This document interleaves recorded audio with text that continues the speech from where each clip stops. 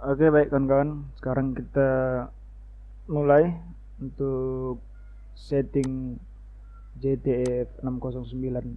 Maaf, JTE F670L ya kawan-kawan ya. Nah, untuk IP-nya langsung aja buka 192.168.1.1. Untuk username-nya admin, passwordnya telkom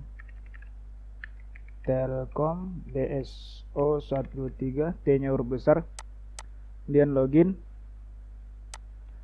Nah, yang pertama kali kawan-kawan buka tab internet, kemudian tab 1.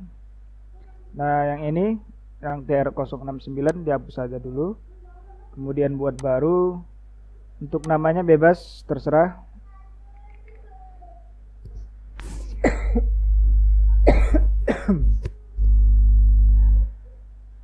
Untuk namanya sendiri teman-teman itu bebas ya. Langsung aja sesuai teman-teman sendiri aja. Untuk tipenya routing, service listnya internet. Untuk link tipenya itu rubah jadi IP. IP versionnya IPv4. Kemudian NAT-nya di off kan, dan pilihannya juga off. Langsung klik apply. Oke, untuk tahapan untuk one settingnya. Kemudian untuk security, ini di disable aja kawan-kawan, supaya untuk mengurangi masalah-masalah nanti saat digunakan ya kawan-kawan ya. Untuk hotspot itu biasanya kalau security-nya itu nggak usah dipakai lah. Kemudian kita cek lagi. Nah, ini port binding ini teman-teman. Nanti port bindingnya ini kita centang aja semua kawan-kawan ya. Supaya apa? Supaya nanti portnya itu bisa kita gunakan juga sebagai hub. Mana tahu nanti mau dipakai untuk sambungan untuk extapet kawan-kawan ya. Sebenarnya ini nggak perlu semua sebenarnya dicentang. Yang perlu itu SSID 1 sama SSID 5. Tapi kalau misalnya susah ya udah centang aja semua. Gini kawan-kawan. Nah, untuk bagian tab internet sudah selesai. Ini yang lainnya nggak perlu lagi. Kawan-kawan bisa pindah aja langsung ke tab lokal ini kawan-kawan ya. Local network, kemudian WLAN. Di bagian WLAN-nya ini WPS-nya kita matikan dulu kawan-kawan ya. Di bagian 2,4-nya disablekan, 5,8-nya juga disablekan. Kemudian di bagian WLAN Advanced ini kita cek dulu. Ini kayaknya udah nggak perlu ada setting lagi kawan-kawan ya. Langsung ke basicnya teman-teman. Nah, di bagian global ini kita buka. Untuk channelnya tuh teman-teman auto. Sebenarnya ini bisa dirubah sesuaikan sama kondisi di lapangan. Jadi caranya itu kawan-kawan bisa download aplikasi YP Analyze untuk Android. Kalau untuk iPhone itu saya kurang tahu. Nanti di situ kawan-kawan bisa cek ada channel berapa aja di lokasi, yang mana yang banyak digunakan. Kawan nanti bisa pilih, sesuaikanlah di sini. Nah, untuk contoh ini kita autokan aja dulu. Kemudian modenya BGN, untuk bandwidthnya itu 20 MHz. Nah, untuk country region ini kan udah nggak bisa dirubah lagi kayaknya ya. Sudah Indonesia dia. Dan untuk transmit powernya normalnya itu adalah 100% untuk powernya. Tapi kawan-kawan bisa sesuaikan juga di situ. Misalnya di ruangan yang nggak perlu kuat-kuat kali, bisa dirubah di sini kawan-kawan. Nah, langsung aja di apply. Kemudian klik yang bagian ini, buka ini tab yang 5 GHz nya.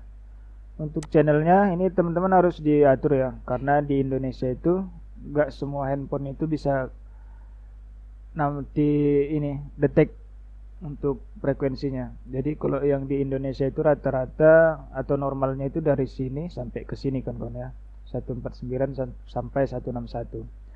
Nah, di sini kita buat contoh itu 161 aja ya kayaknya kawan-kawan ya. Kemudian untuk modenya AC, ini ANAC. Nah, bandwidthnya 20 MHz aja supaya aman aja ya kawan-kawan ya. Kemudian SGI-nya kita off-kan sama kayak yang ini. Kemudian langsung di-apply. Nah, ini untuk yang 5 GHz untuk settingan antena ini sebenarnya teman-teman. Lanjut ke bagian SSID. Nah ini untuk namanya kawan-kawan. Nah untuk SSID name-nya sesuaikan aja kawan-kawan ya, sesuai dengan nama hotspot kawan-kawan. Di sini saya buat contoh Berkah hotspot gitu ya. Kemudian ini kita copy dulu supaya nanti untuk yang bawah kita langsung paste saja. Kemudian encrypt-nya kita no security. Kalau saya biasa normal untuk klien itu kawan-kawan, saya buat aja 15 supaya mengurangi beban. Kemudian di apply. Ini di bagian yang 5G hajat, kawan-kawan bisa pilih yang ini yang ada on-nya ini. Nah, kemudian di paste saja dari yang ini tadi supaya sama namanya nanti teman-teman. Kemudian no security juga oke kan. Kemudian maksimum kliennya juga dirubah ke 15. Oke, ini sudah selesai untuk tahap WLAN-nya. Kemudian untuk LAN, nah di bagian LAN ini kawan-kawan ya, ini yang perlu sangat penting itu kalau untuk hotspot tuh kawan-kawan ya, itu DHCP-nya dimatikan. Nah ini di bagian IPv6 nya dimatikan DHCP-nya. Kemudian pindah ke bagian IPv4. Ini yang normal yang bisa kita gunakan, IPv4. Kemudian DHCP servernya itu di sini posisinya on, kita open kawan-kawan. Kita open. Kemudian ini ada IP, LAN IP address modem itu. Sebaiknya kawan-kawan itu rubah ya, dirubah supaya apa? Supaya nanti kalau ada modem-modem yang lain yang kawan-kawan setting itu supaya nggak sama dia, nggak bentrok gitu bahasanya, atau nggak konflik gitu ya. Bagusnya dirubah untuk IP-nya ini. Nanti kawan-kawan bisa sesuaikan sama kebutuhan di hotspot teman-teman. Misalnya kalau di sini kawan-kawan bisa rubah ke 254, 253, 252 gitulah sampai ke bawah gitu. Dan selanjutnya kalau udah di open gini, langsung di-apply kan aja kawan-kawan. Apply. Kemudian lagi itu routing FTP. Ini udah kayaknya nggak perlu lagi disetting ya kawan-kawan ya. Kalau sudah LAN-nya ini tadi yang terakhir, kayaknya udah nggak ada lagi yang perlu kita setting. Kemudian kalau mau dirubah password itu kawan-kawan bisa di bagian akun manajemen. Ini di bagian sini. Kemudian akun manajemen. Nah, kawan-kawan bisa rubah di sini passwordnya. Terserah lah apa mau kawan-kawan buat. Tapi sebenarnya kalau password ini perlu juga dirubah. Mana tahu ada tangan-tangan jahil ya kan. Cari-cari IP dia, coba-coba. Nanti dirubahnya lah SSID modem ini, kawan-kawan nggak bisa remote lagi, harus reset lah kan. Nah jadi ini dirubah aja bagusnya.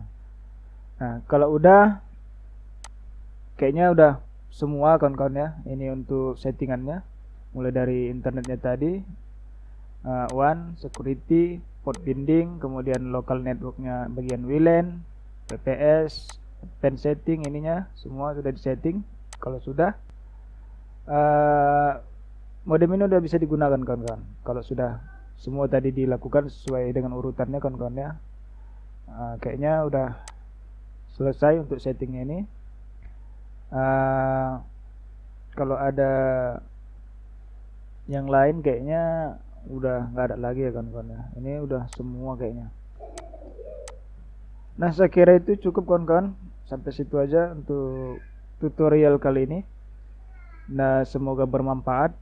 Dan jangan lupa kawan-kawan dibagikan ke kawan-kawan yang lain. Mana tahu butuh pertama kali nyeting untuk modem ini. Sekian. Assalamualaikum warahmatullahi wabarakatuh.